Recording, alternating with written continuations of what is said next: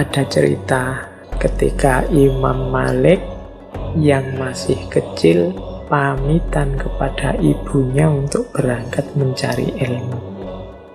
Ini cerita dari Imam Malik sendiri.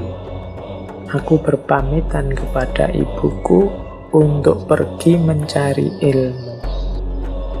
Ibuku terus berkata, "Kemarilah nak, kenakan pakaian yang pantas bagi seorang penuntut ilmu."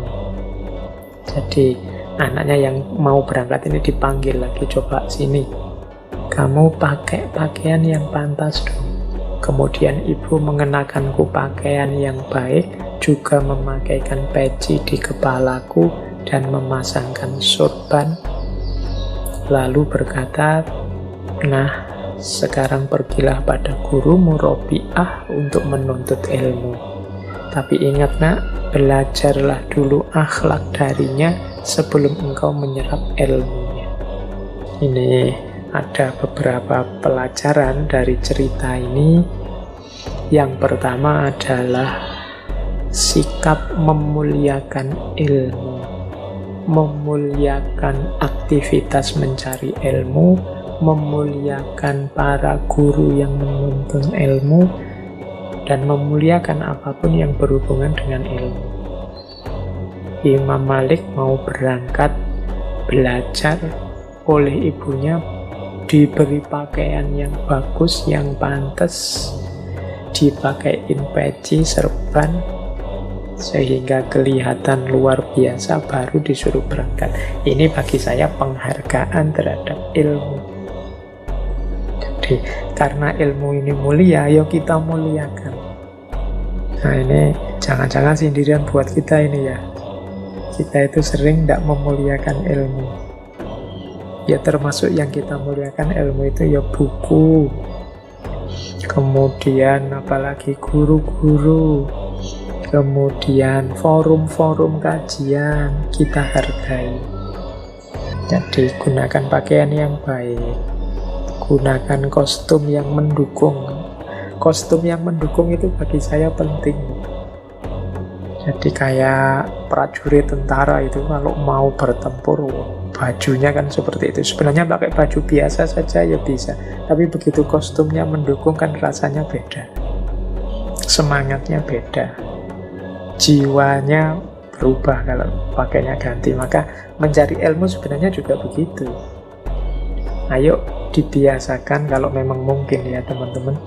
Misalnya mau membaca, mau ikut kajian, pokoknya hal-hal yang berhubungan dengan ilmu, kita hormati diri kita, kita hormati ilmunya. Pakai baju yang pantas. Kemudian mungkin duduk juga posenya yang bagus, itu diantara penghargaan pada ilmu. Jadi insya Allah nanti ada pengaruh terhadap jiwa.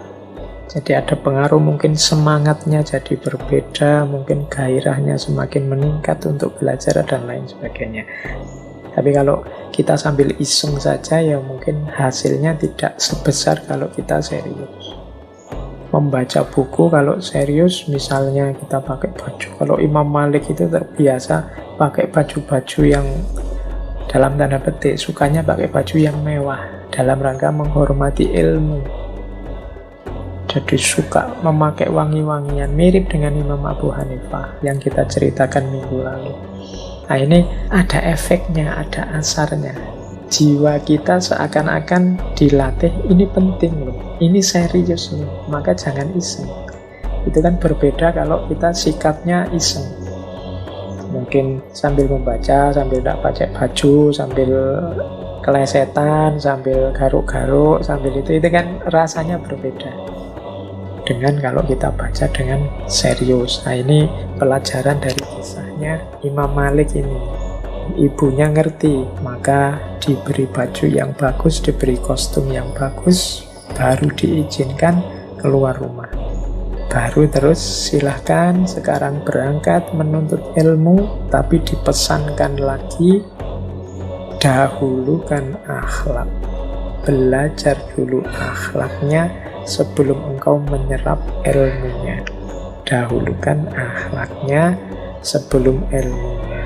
siapkan dulu wadahnya, baru dituangi ilmu yang berharga, ilmu yang mulia.